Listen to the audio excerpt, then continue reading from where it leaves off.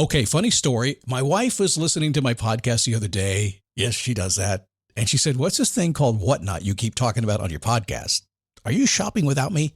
Yes, I am. I'm cheating on you. It's called Whatnot. It's live shopping with chat, and it's a lot of fun. Look, I coach a lot of people online.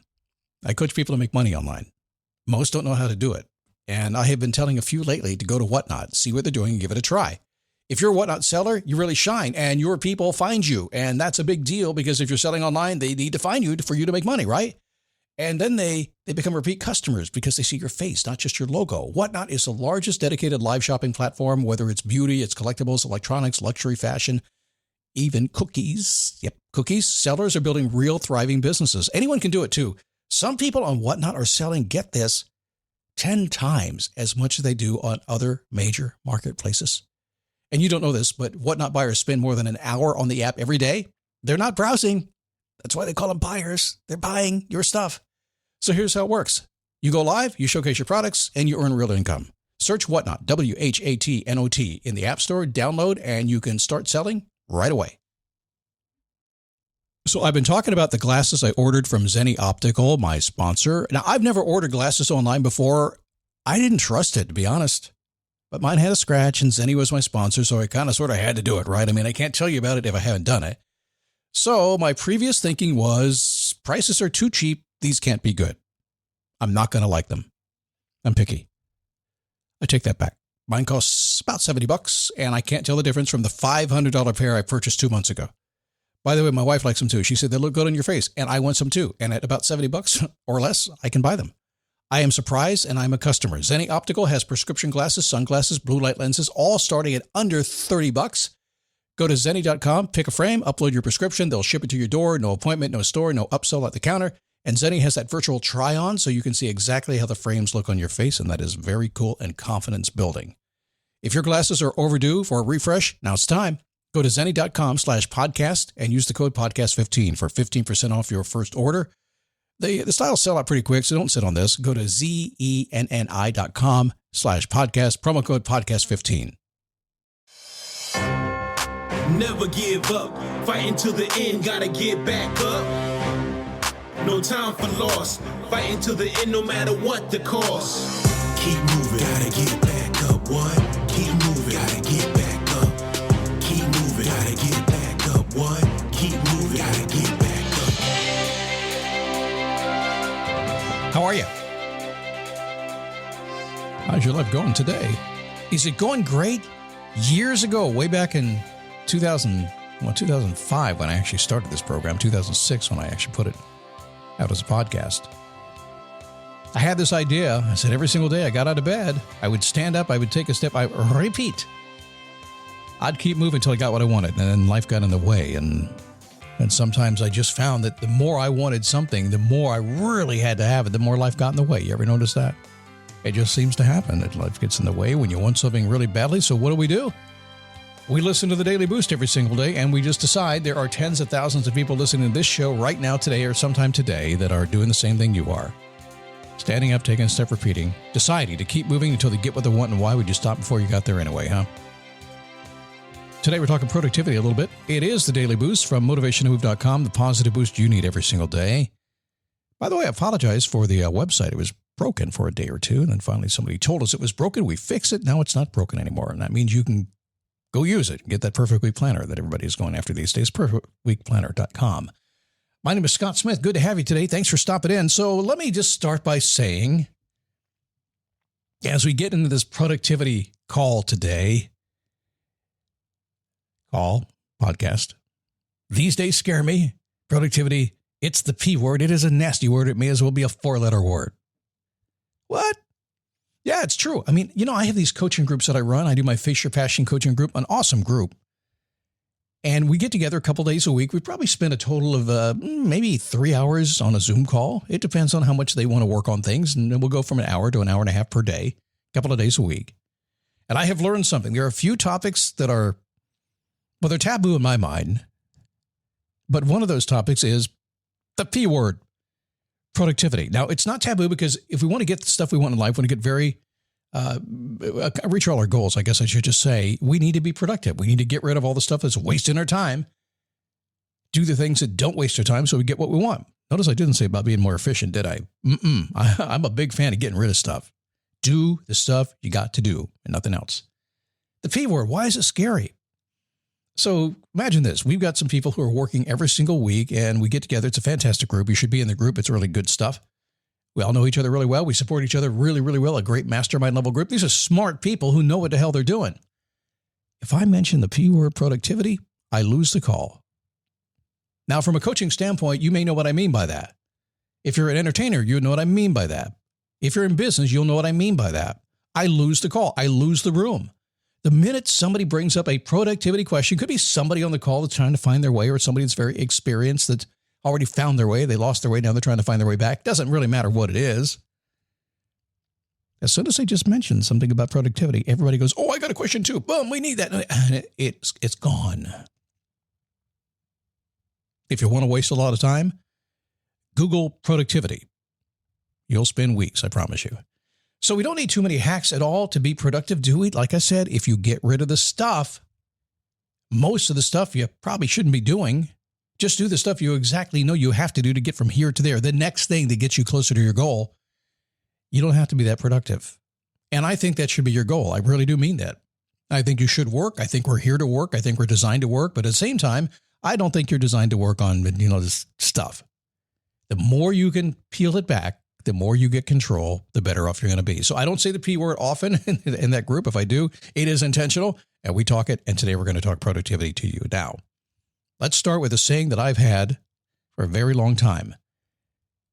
Next year begins this year. Next month begins this month. Next week begins this week. If you wait till next week to plan next week, you're too late. So if you want to stay on track, if you want to be more productive, and that is your only goal in life, to be more productive, if you want to accomplish your goals, if you want to enjoy life more, it's not about having another life hack to figure out how to get more stuff done. And don't get me wrong, we all have stuff to do. I used Todoist like crazy here, used Asana for years, manage it like crazy, 5, 10, 20% of my day, sometimes spent just managing the stuff around me to keep all the stuff that keeps piling on top of me off of me. The only way to take control of your productivity is to take control of your calendar. That is it. Because when you take control of your calendar, it's a finite time. You can block your time. Now, a lot of people don't think that way, but I certainly do.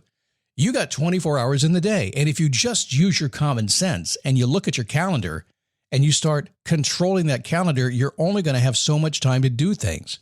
That means you have no choice but to get more productive.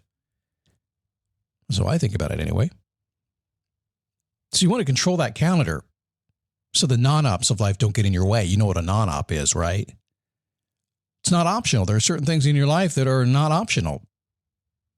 Going to the bathroom, eating, drinking, sleeping, things like that. Those are not optional. You could be driving down the road in your car, get stopped at a couple of traffic lights. That's waste of time. You're not productive during that time. That's not optional. It's going to happen. There are other things that you insist on doing every single day. Well, I've got to watch my shows. I got to make dinner. I got to play with my dogs. Those things are non-optional too. They're going to chew up your day. So we're taking your non-ops of life, the things that chew up your day, take up all your time, get in the way of everything else. You want to do them. In some cases, just because you're alive, you have to do them. And you only have 24 hours in the day to do them.